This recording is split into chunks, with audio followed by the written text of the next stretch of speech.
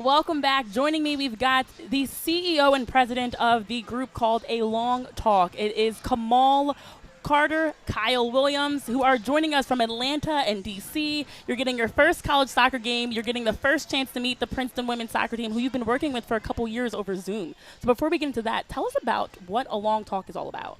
Well, A long talk is a conversation about racism in America. Most people in America don't really know the depth of how racism has shaped our current state in this country. So it's an open, honest conversation where we're able to really problem solve and figure out how we can not just understand our history, but how we can do more in the future moving forward.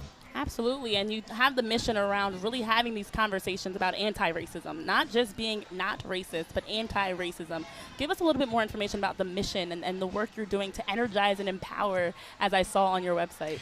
Well, we believe we can educate to end hate. And anti-racism, even though it's been around for years, there hasn't been a focus until 2020, until the tragic murder of George Floyd, Breonna Taylor, Ahmaud Arbery. And so a lot of people have just been taught to be nice and not to be neutral, right? And so anti-racism is a verb, but it takes having the courage to step out and interrupt racism.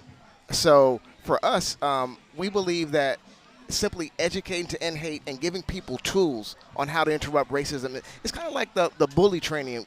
We train people to not be bystanders, but we train people to be bystanders when we see acts of racism in all places. And so our goal is to equip student athletes, coaches, C-suite executives, to give them the skill set to say, you know what, we charge you now, we'll teach you about it, and now here's how you practice this on a daily basis. Absolutely. No, it's definitely, like you said, it's a verb. And we teach people to understand why it's important, like why being on the sideline is we've taught generations of non-racism, and it hasn't worked, right? We have to take a look at this and understand, what do I do? How do I stand in opposition of this? And again, like Kamal said, we give you skills. So literally, when you finish our conversations, you can stop the next racist joke you hear. You can challenge the next racist comment or belief to really push the limit a little bit so we can all get better and become a more perfect union. Yeah, and you're here because you've been working with the Princeton Women's soccer team for years, and this is your first opportunity to meet them in person. A lot of firsts tonight for you guys. Yeah. And when you walk in the locker room, talk to us about what you shared, what you said, the excitement, and even being able to see the game so far. I'll tell you something. When we walked in that locker room, the electricity that was there. First of all, to the head coach, Sean, I mean, he's an amazing. I always say people always say the leader determines the speed of the pack, right? It's how the leader leads, and Sean leads with his heart, and he's about making an impact for the world, for his daughters. And when I walked in that locker room, the cheers after having worked on Zoom for a few years, and just to see people that you've kind of equipped, empowered, and trained with, almost like in the trenches, to say, hey, look, this is a generation that this is it.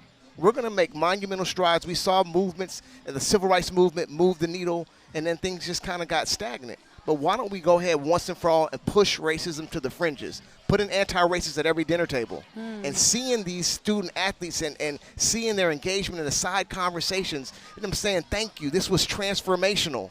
I want to bring this to my home. I want to bring this to my family. And it hasn't just changed our coach's life. It's changed my life. Yeah. I think Sean, he hit it on the head with Sean. Sean reached out to us and said, I've gotten this far in my life without knowing any of this. And I'm not going to allow women to come through my program and be in the same situation that I'm in.